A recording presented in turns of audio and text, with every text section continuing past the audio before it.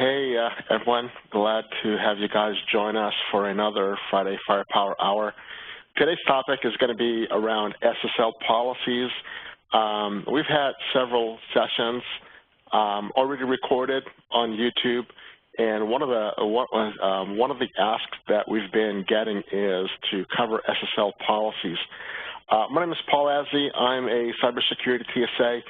Been working with Cisco 10 years, a little over 10 years, on and off. Been doing security for going on 2 decades. And along with me, I've got 3 of my colleagues that are going to be working as panelists to help out with any Q&A.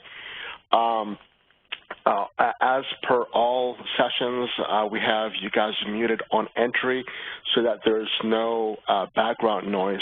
But having said that, we do want your participation. We do want your questions.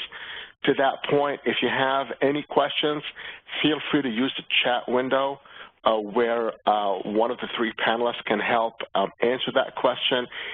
If there's anything you want to ask verbally, chat, let us know, and we will unmute you. More than happy to do so.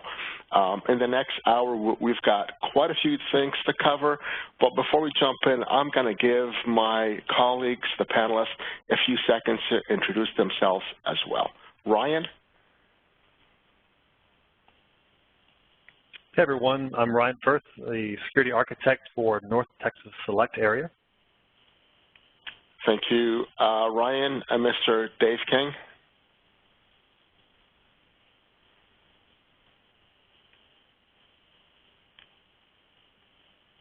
You might be muted, Dave. Oh, sorry, I had the double mute going on there. My name's Dave King. I'm a TSA, and I cover Select for Florida. I've been with Cisco almost 20 years. So, excellent. Thank you, Dave. And last but not least, Mr. Sam Camarda. Hi, Sam Camarda. I'm a TSA as well, security, and I'm based out of New Orleans, Louisiana. Glad to be on the call. And on the last part, don't hold that against my colleague, Sam. All right. Who that? Who that, yeah. On the agenda, guys, configure the FMC as a subordinate CA.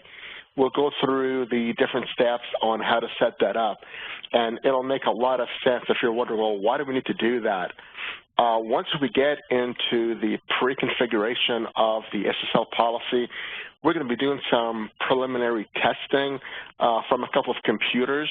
You'll see my network topology in a few slides. When we do the pre-testing, you'll see that a certificate hierarchy or a chain is established between the root CA or the digital signer and the website, right? So our FMC, along with the firewalls, need to be in that chain of hierarchy. So we'll talk a bit more about that. We'll jump into configuring an SSL policy. We'll look at some of the components of that, some of the parameters that we should pay attention to, and then once we've configured those options, implement them in an access control policy. Once it's being deployed, we can verbally do some Q&A. It'll take about 3 minutes to deploy that policy. And we'll go back and continue with the testing and see how the results differ, if any, between the testing prior to the SSL policy. And as always, we review events before and after just to see what the FMC is seeing. I think this is a really important slide to understand. If anyone has ever done any type of SSL decryption, the platform, the device that you're using really is acting as a man in the middle.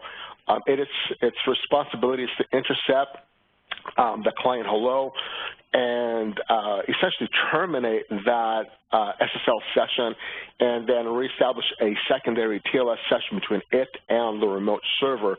So in essence, the traffic, while it's being on that appliance, that man in the middle, is in clear text, and we can then perform deeper inspection. Otherwise, encrypted traffic is obscure to security devices. Anyone who's done this can attest that there are a lot of moving parts to this. It's never going to be a 100% elegant solution. I know I've deployed these on proxies in the past several times, on a few firewalls, not that often, but it's never going to be a 100% perfect solution, and we will review that. But the one thing I want to call out is notice that when the server responds, the server sends its server cert chain, or think of it as the certificate to validate its identity, as well as the public key to perform the encryption. So the man in the middle, which in this case will be the firewall, needs to perform a couple of key things. Number one is to validate the authenticity of that certificate, make sure it's valid, make sure that it's not expired. Normally, when we've got a browser and we're opening a browser, we're surfing, any type of issues like this, we get a pop-up in our browser that says it's untrusted, either it's expired, there's a name mismatch, or the issuer of the certificate is not in our trusted store, right?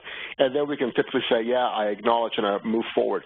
You'll see that when you're logging on to, say, manage a firewall and you're using TLS, and you don't, it's a self-signed certificate for the firewall, but it's not in your trusted certificate authority list on your browser. That's when you typically will see that.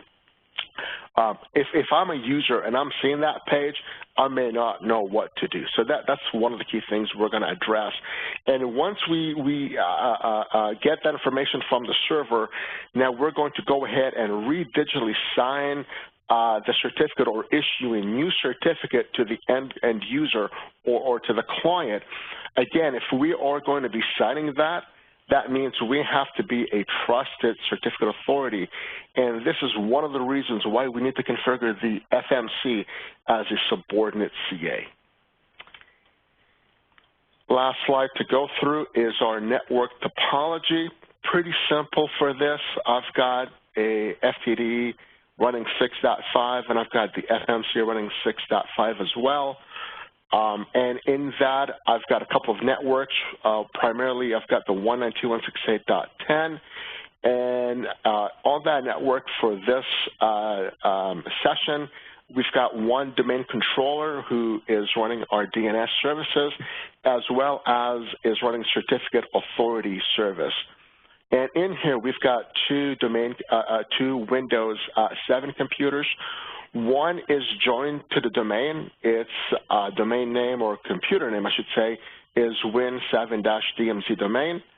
And we have another Windows 7 that is part of a work group, and its computer name is Win7. Their IP addresses, respectively, are 192.168.10.230 for the domain computer and .10 for the work group computer. And by toggling back and forth on a domain joined PC versus a non-domain joined PC, that should give you an idea of what this would look like for guests, for BYOD, anything that does not have a root certificate installed on the browser by your internal PKI server. Now, that doesn't mean you can't export and import and add, but that becomes a bit of a manual job. So there's two ways you can do this. Import, export, and send this out to anyone and everyone. That might be a bit of a challenge for guests, but certainly you can do this for BYOD. The other method is simply taken, if you have an existing PKI server or a CA server internally, like I have in this lab, and then I will just become a subordinate CA in that chain of trust. And then, as always, we're open to any and all ideas for future topics. Please review the YouTube channel. If you're on YouTube, just search for the power of firepower. I believe we have 7 or 8 videos. There's plenty of content.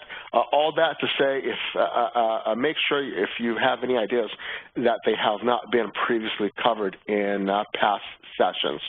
And feel free to send your ideas and suggestions to pazzi@cisco.com. Cool. cool beans. Enough of the PowerPoint. Let us jump into our demonstration. So the first thing to call out is we want to configure the FMC Subordinate CA, but before I even do that, what I want to do is go on to my Windows computer. So here is my domain controller. It's obviously got Active Directory, it's got DNS services, as well as it's running a certificate authority server. So it is my PKI server. So here is my Windows 7 joined to the domain. Let me open up a command prompt, and let's do an IP config. Its IP is 192.168.10.230. What is the host name? It's Win7-DMZ domain. Let me right-click computer, go to properties, and it is part of the sfsnort.local domain. So this computer is joined to the domain, and this computer is 10.230. Let's jump on the other Windows 7 computer, open up my command prompt. We'll do the same commands. IP config, and this is the 192.168.10.10, and let's do the host name, and this computer is also Win7. It does not have the hyphen DMZ domain in its computer name, and let's look at domain membership, if any, and it's not part of a domain. It's part of a work group called work group. So now that we know we've got two distinct computers, same OS, one is joined to the domain, one is not. Let's do some preliminary testing. I'm going to open up a browser, and I'm going to navigate to a couple of different URLs.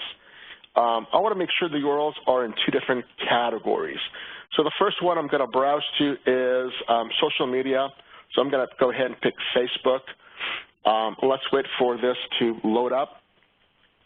And then I'm going to go to NFL.com, a sporting category website. And I'm going to let this load up. And as it's loading up, I'm going to do the same thing on my Windows 7 that is joined to the domain. So let's minimize the command prompt, launch Chrome, and navigate to both Facebook.com and to NFL.com. As these web pages load up, notice that there's this little icon that symbolizes it's an encrypted session, this little key or lock, I should say. If I click on that, it says the certificate is valid, right? That's why we didn't get any error messages in a browser. Let's go ahead and click on that certificate. I'm going to give it a few seconds to load up. And from here, we can start seeing that it's issued to the NFL. It's issued by GeoTrust, RSA CA. 2018 is the issuer. And this certificate expires the 15th of April, 2020. And if we look at the certification path, we can confirm that from here as well, right? So this is the hierarchy. So the DigiCert is the root CA. That is a trusted root CA in my browser. They validated and generated the digital signage to validate that the NFL network was valid, right? Their entity is valid, and they validated that to GeoTrust, RSA, who is a sub-CA, and then to the NFL.com. So that's the chain of hierarchy. And if I look at Facebook, similar, right? It might be a different root CA.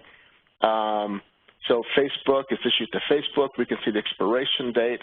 If we look at the certificate or certification path, DigiCert's still the root CA, and our sub-CA is different. Let's OK that. Let's close the browser, and let me go back to my Windows 7 that is not domain joined. Same thing, both web pages are opened up.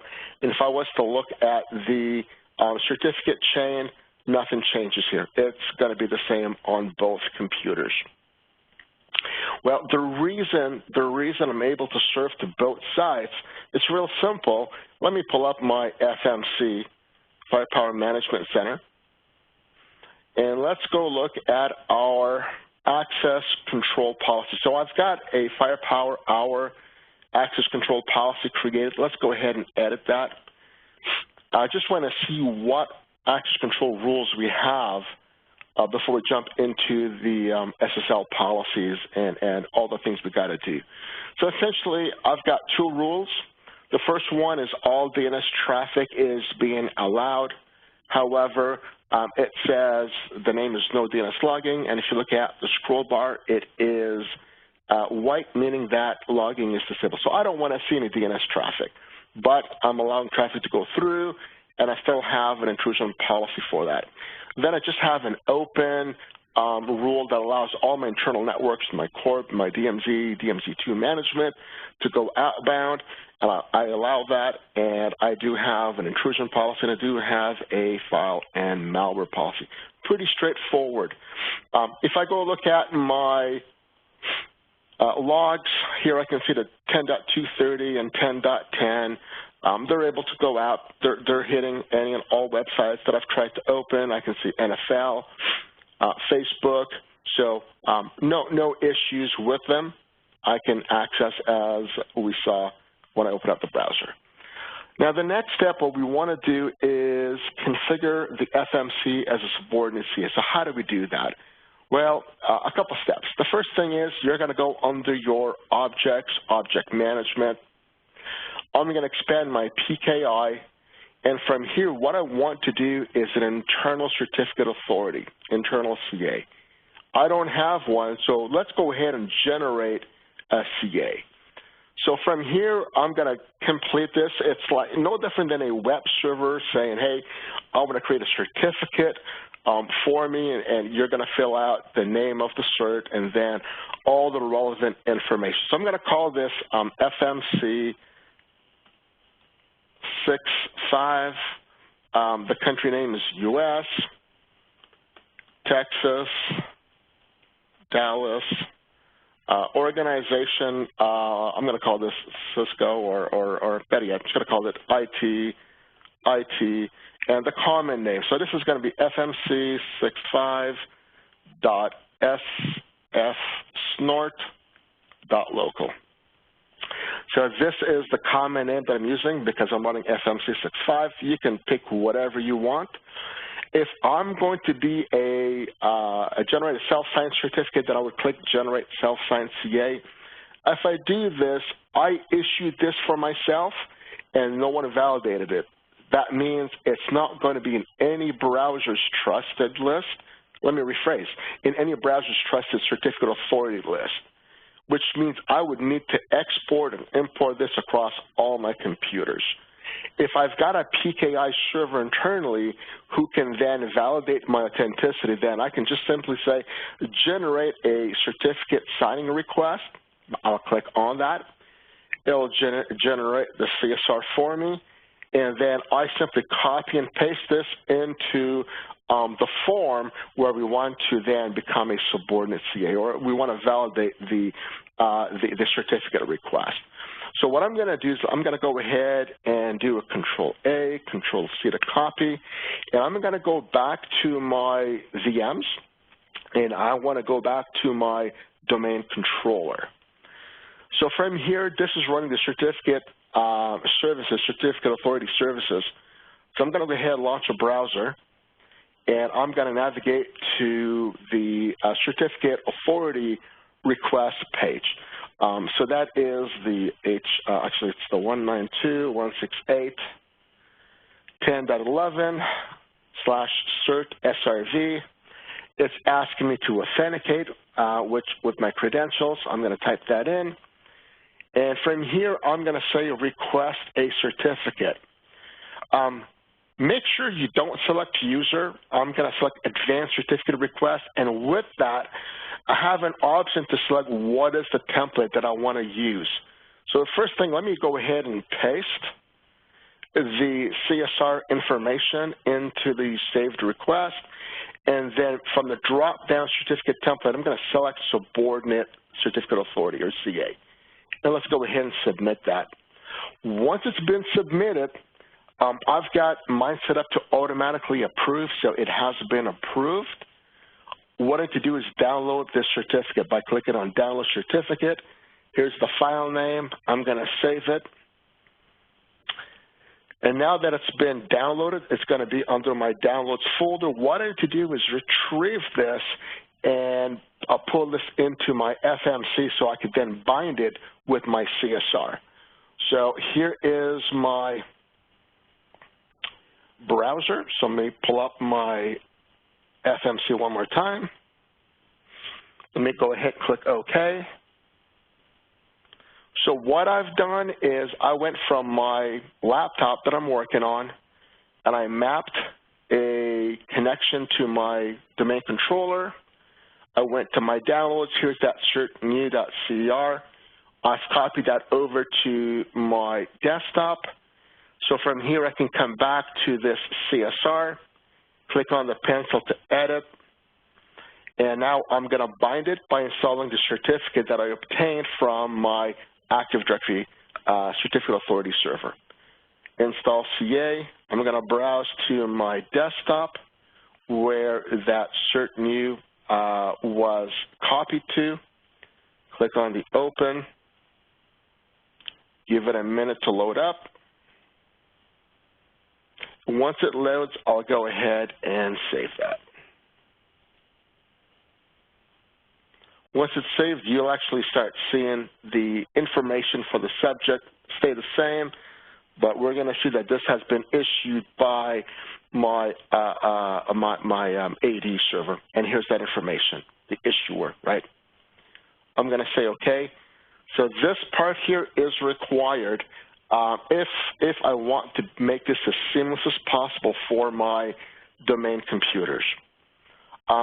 So from here, the next step is to go configure an SSL policy. So I'm going to go to Policies. I'm going to go to SSL. And let's create a new policy. I'm going to call this my Firepower Hour SSL policy.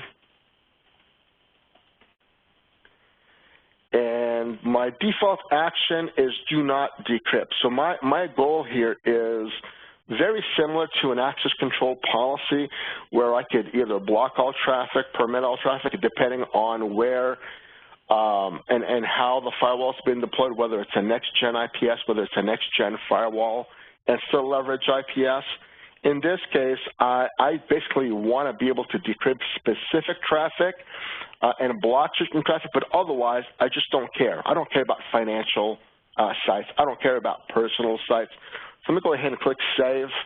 Now, having said that, I can always come back and change that default action. So basically, think of firewall rules where they're processed top-down, and if nothing matches, then the default action is matched, right? So from here, under my SSL policy, I'm going to create a rule. The first rule is, well, let's go back and recall what we did. I went to Facebook.com. I went to NFL.com. Both opened up successfully. So one is social media and the other is sports. So let's create one to say block. So I want to block social media at this point. So let's block with a reset. So I'm going to call these my block websites. And then I don't care what the source is. I don't care what the destination is. I could add that. Just remember, this is like my access control policy, meaning that this is an and. So if I specify networks and a user and a category and it's cumulative. It's all cumulative, right? So in this case, I don't care about who you are, where you're coming from, but if you're going to go to any social networking, so let me type in social and filter. And I don't care about the reputation, add this to the rule. What I want to do is if we match this, I'm going to block with a reset. And I always like to log blocked traffic. Otherwise, you'll never know when something breaks and you're trying to troubleshoot. So I'm going to say add. Now, The second rule I'm going to create is to inspect traffic. Not necessarily block it, but let's say it's encrypted. And I want to do deep packet inspection, make sure nothing downloaded is malware, nothing is malicious. And I want to be looking at packets for IPS matching of rules.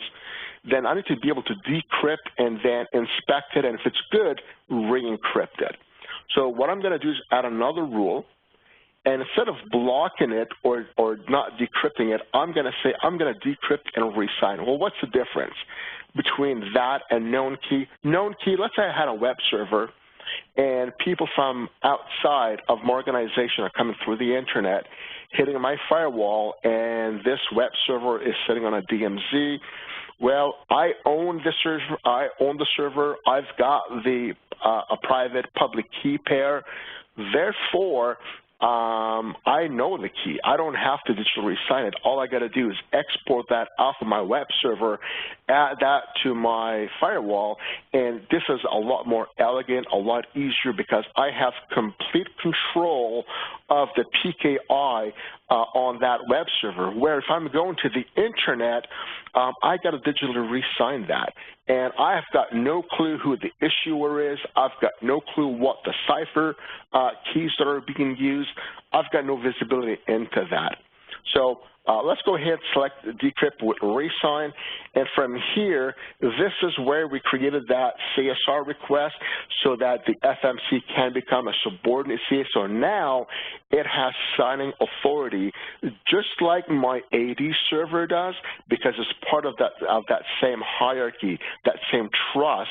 And because all the computers are joined to the domain trust, my PKI server, by virtue of this hierarchical approach, they will also trust the FMC and my firewalls when they digitally re-sign that certificate.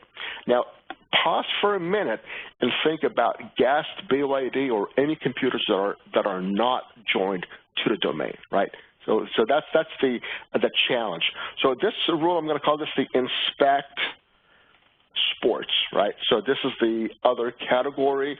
And from here, I'm going to go to categories, and I'm going to filter on sports, so that way we can go back and retest NFL.com. Add this to the rule, and I always like to log so I can see what's going on. So here are the two rules we've configured: blocking websites, and if you recall, all I did was social networking. And then let me go back and re-edit that under categories, and I want to see if there's any other social. I thought there was more than one, and I want to make sure. Notice that there's social science also, so I really don't care about social science. I care more about social networking. And then I have another rule, which is inspect website, and this happens to be sports. So I could call this inspect websites or inspect whatever, but the point is all I'm doing is for sports and recreational. So I'm going to decrypt, inspect it. If it's good to go, re-sign it again. So some of the things to consider from an SSL policy, some of the options would be certificates. Notice that Cisco Trusted Authorities, that's bundling 114. So all of these root CAs are embedded here. So if there are certain CAs you don't want to trust, you don't want to have that hierarchy of trust, you can delete this and add individuals here, as well as if you go back to your objects, you can import trusted root CAs as well and have them be trusted if they're not already on this list. So this is configurable parameters within the SSL policy. And the second thing to call out is, well, what happens if we cannot decrypt certain aspects based on whether it's a compressed session, whether it's an unknown cipher suite, whether it's an unsupported. What do you want to do with that? So what is my default action? If I go back to rules, it's do not decrypt, right? Let it go through.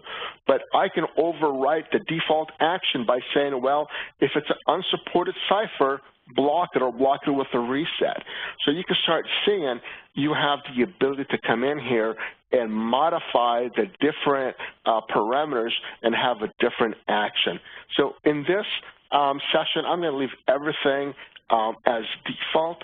So all I'm going to do is confirm I've got block websites and inspect sports. Let's go ahead and save this policy. This SSL policy has been created.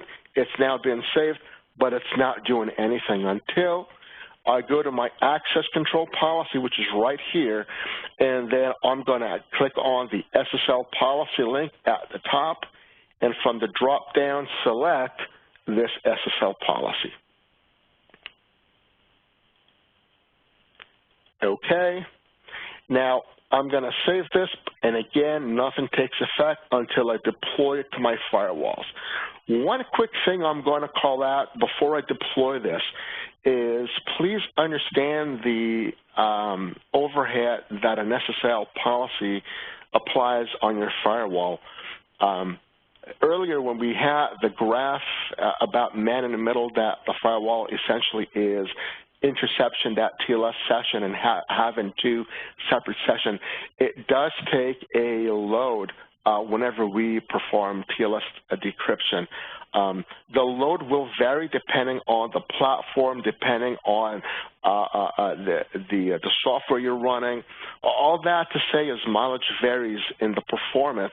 Now, having said that, I know here at Cisco we have introduced new firepower appliances that offer just the hardware alone about 50% or a little bit greater than 50% performance enhancements of doing TLS decryption.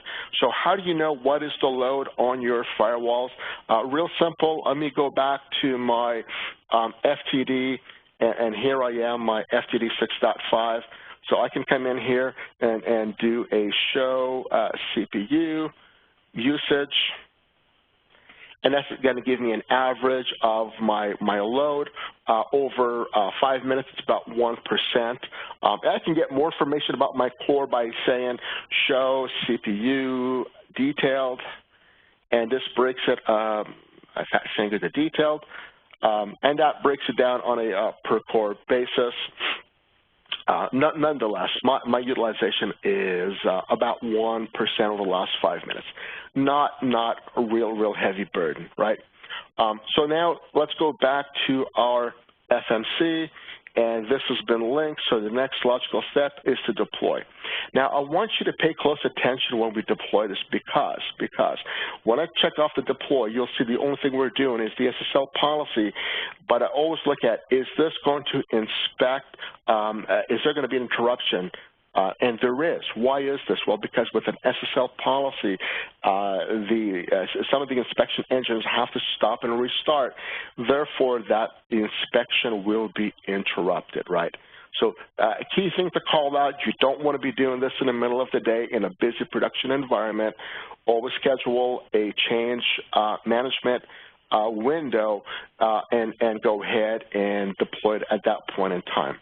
So this should take about 3 minutes or so to deploy. While it's deploying, I'm going to go quickly back to my connection events and just make sure that nothing's changing here, that traffic is still going through. I can still see all the different websites, and here's my FMC doing AMP lookup, as well as pulling down my security intelligence on my FMC. So traffic is still flowing through the box. I'm good. And while we are waiting for the policy to deploy, I'm going to be quiet and ask our panelists any questions worth sharing with everyone or anyone requiring to be unmuted. Yeah. So I can give you a question here that came up from Nick. Can you hear me okay, Paul? Loud and clear, Ryan. Thank you. So his question was, why would you block a URL category in the SSL policy rather than the ACP? Both will work, but to me, I'd rather have the control right in my SSL policy. So as an example, let's say you're allowing something explicitly.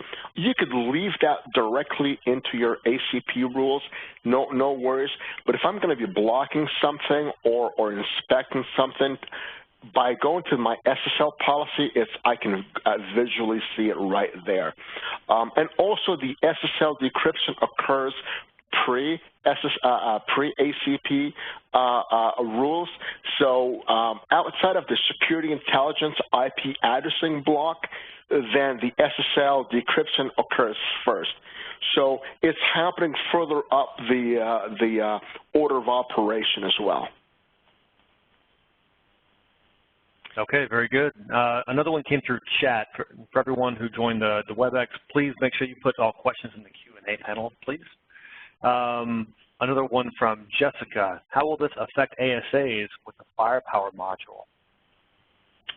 You can still perform your decryption that way, Jessica. Just know that it's done in software. You're not leveraging, say, a 4115 or a firepower 1010 chip to improve the performance. So your ASA will take a performance hit when it comes to inspecting that traffic. And this is an important aspect I really want to make really clear for everyone. I'm only blocking one category, and I'm only inspecting one category. But in order to determine the category, you have to decrypt to look at what is this information of the URL to determine if I need to block it or decrypt it or not decrypt it at all and let it go through. So that means even though you're blocking on one category, the SSL policy does provide an overall hit because it still has to determine what action it needs to perform on the different URLs or different categories. All right, very good. Let me go ahead and give you one more that you might want to chime in on. David already answered this in the panelists, but let's see, what other use cases can the CA be leveraged for, such as not necessarily just ICE, but can the CA generate certs for other devices? Are you talking about the root CA, like my PKI server? I think the CA within Firepower Management Center itself. I think there's multiple usage. I'm drawing a blank right now because I'm focused on this. What was the answer Dave provided? Yeah, I think I don't typically see FMC being used as a certificate authority in the traditional sense. Do you typically see? No. Okay. No. Yeah, I don't typically see it being used like that. Correct. Right. So to me, this is more of a, I want to be subordinate CA for the TLS decryption. I think I understand the question where the ASA can become a CA to issue certificate for remote access VPN. Not real common, but you can do that on the ASA. What I've seen more often than not is perform a SCEP, Simple Certificate Enrollment Protocol, and integrate that with an AD PKI server, and then when people VPN in, it proxies their cert request on their behalf to the PKI server internal. I see that more common than having it as a CA. This has completed, right? It deployed successfully. So I'm going to go back to my connection events, and the next logical thing to do is to perform some testing and then review some of these events and see if there's how much of an uplift performance-wise on our FTD appliances. So in this case, let's go back to my Windows 7 on the domain. I'm going to open up my browser, and if I recall, we went to Facebook, we went to NFL.com, so we're going to go ahead and try those websites again. So let's go to Facebook.com, and this site can't be reached. Not real elegant, right? It just says this site can't be reached. Okay, what do you guys think it can't be reached? Well, if you recall, we're blocking social networking, and Facebook is a social networking URL or website. So therefore, in logically, I would assume that's what's happening. The next one is NFL.com. And hopefully this opens up, and so far it is looking good. Spot on, it's loading. So how do we validate again whether our FMC is really working with our firewall to become man in the middle? Well, let's look at the hierarchy by clicking on the lock in the title bar. Here's your certificate. It's valid, which is a good sign, because if this was invalid, the browser would let us know. So let's click on this, and issued to NFL.com, but it's issued now by fmc65.sfsnort.local. So if you look at the certification path, AD is my domain controller. That's the root CA. FMC is my subordinate CA. So it took place of the DigiCert and the whole hierarchy, and now you can see that the firewall became the man in the middle in this hierarchy. Well, this is great, and why? Well, because this domain joined PC trusts the AD1 as a root CA. So what happens if I don't trust the AD1 server? Well, let's find out. If we go to our Windows 7 that is not domain joined, we'll do the same test. I'm going to open up my browser, and I'm going to go to Facebook, which should be blocked also. So let's go to Facebook, and this should I should get a reset. Yep, there we go. And then let's go to NFL.com, and remember, this is not joined to the domain. Well, look at that. Well, why are we getting this error message? Certificate authority is invalid. It tells me right here my certificate authority is invalid, right? So if I click on this little warning, certificate is invalid, and I can see that the issuer is not trusted. This little red X means I don't trust this guy, right? He's not in my trusted. So I could view the certificate and I could manually install it, but you can start seeing that individual users are probably not going to be doing that. So this is what happens when you've got SSL and you're applying policies that are broad for anyone and everyone. So all that to say, guys, that this works really well, but it does have some quirks. Let me click OK, and let's go ahead and proceed anyways. And hiding advanced. Actually, how do I proceed from here? Let's try this again. I should be able to accept this and move on, but maybe not. Right? Advanced. Proceed. And now it's going to start loading up, but it's still not secure, right? So the whole point behind this is it's never going to be as elegant as domain-joined computers. And when you're blocking specific URLs, not categories, also, let's say a website has multiple embedded links, you're going to start seeing certain things load on the page and other things not load up on the page. And here's a classic example where things are just going to come up a little bit choppy. So before I go jump in, look into my connection events, let's go back to my FMC and do the same command again. So show CPU. So over 5 minutes, it's jumped up from 1 to 3%, and show CPU detailed. And that gives me a bit more verbose. And now it's showing me that 5 minutes from a control point, it's about 12%, but from a total CPU utilization, it's about 3%. Not too bad. So let's go back to our connection events now.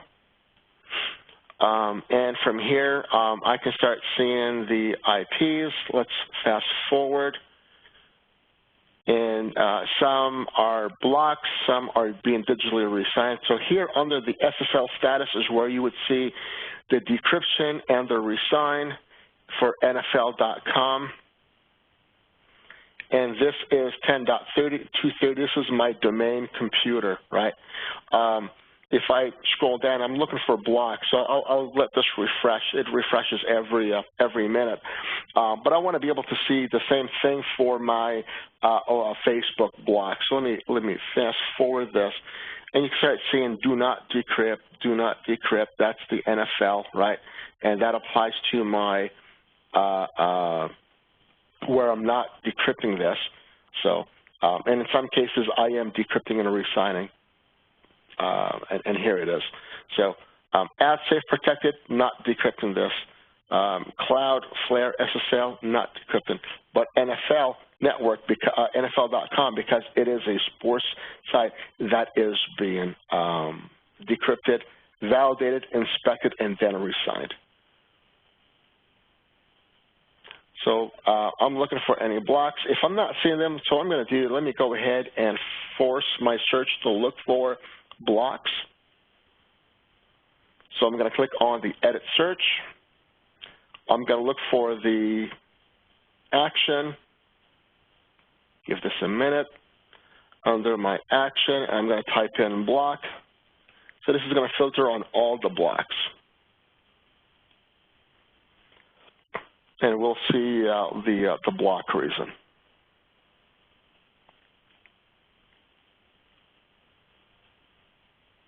So give it a few more seconds to have this refresh.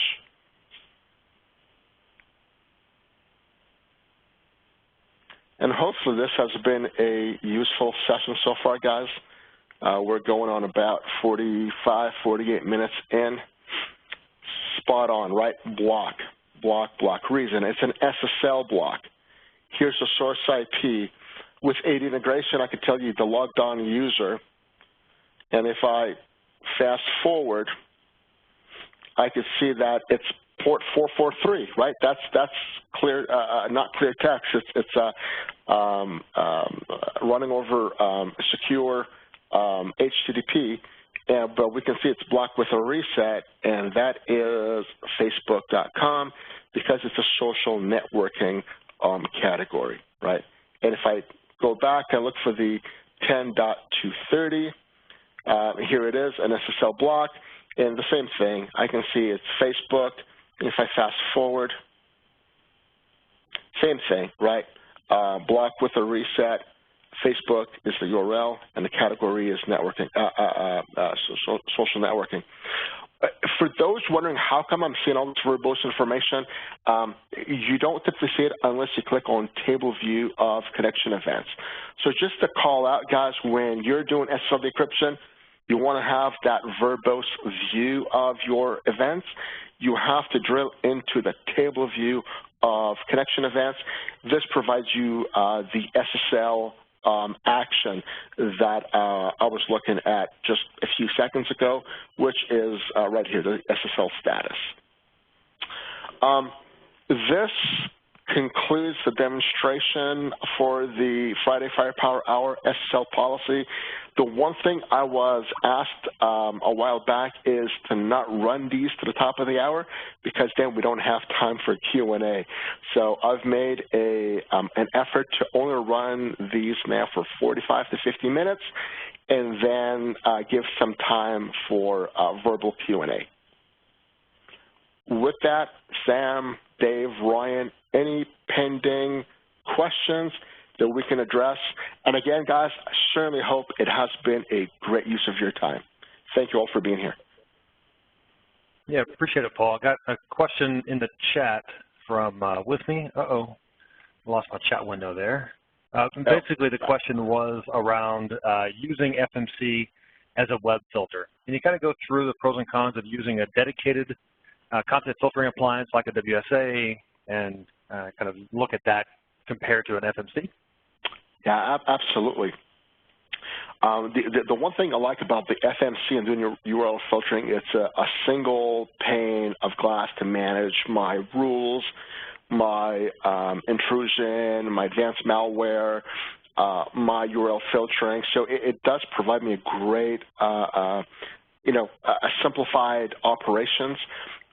There are some pros and cons. One pro is an inline device, so I don't have to redirect traffic per se, a WSA or a proxy. Some of the downsides. So if you think about a dedicated proxy like the WSA, its sole job is to perform URL filtering. So I believe it's going to be a little bit more granular from a reporting perspective and also from features. Example, I can put quota on how much you can download or time you can spend on a website, or even put time ranges that you can only browse between, say, noon and 1 p.m. Those aspects are not available in the Firepower. Another advantage for the WSA is you can then offload the TLS decryption onto the WSA, and not only that, you can then cluster them, multiple WSA, and share the load if you're doing TLS. I know I've worked on projects in the past for school districts where we set up 7 WSAs, and we were doing proxy for SSL traffic, and we were able to get all 7 to work together to offload the encryption. And I say 7 because we had over 50,000 endpoints. The other thing to consider is, well, what about your mobile workforce? If I've got a laptop, how do you protect the laptop? The WSA is not going to help, and the Firepower is not going to help unless you have a always-on VPN policy where you force all the remote users to the VPN back, and then you can hairpin their web traffic and inspect it. Not very common. So this is where I think Umbrella might be a better option, where we can install the Umbrella module for AnyConnect or the roaming client, and now you can have that security layer and control when they're not behind the corporate firewall, and leverage Umbrella, which serves many other purposes like DNS security, amongst other things. Hopefully that answers the question, Ryan. Yep, I think it does. I appreciate it. I don't see any other pending questions in the panel, but if anybody wants to come off of mute and ask, now would be a good time.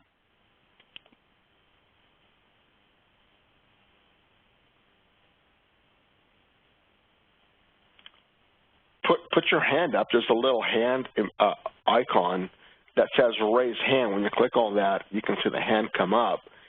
So feel free to raise your hand if you would like to be unmuted for any type of question.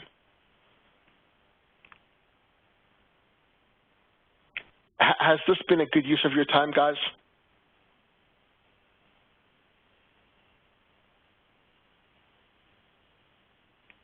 Excellent. Thank you. I'm seeing some of the responses in the chat window. Appreciate that. Please shoot us an email if you have any ideas for topics, any suggestions. We always welcome your feedback. And as always, guys, without you, we wouldn't be here. We value you guys as Cisco partners, as Cisco customers. Any asks, any questions, any concerns, reach out to your local team. We appreciate you. With that, the next Friday Firepower Hour has not been determined yet, but it's safe to say it'll be in 2020. With that, I would like to wish everyone a Merry Christmas, a Happy New Year, and wishing you health and prosperity for the new year, guys. Thank you again. With that, I think we'll call it a day, unless we have any more questions.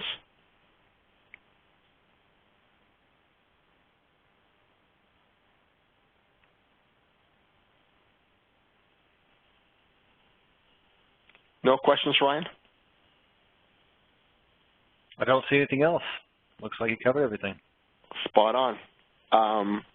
Sam, Ryan, Dave, again, guys, I really appreciate your time, appreciate your help. Without you guys, this would not be possible. Have yourself a great weekend, and we'll talk next week. Thanks, Paul. Appreciate it. All right. Bye, guys.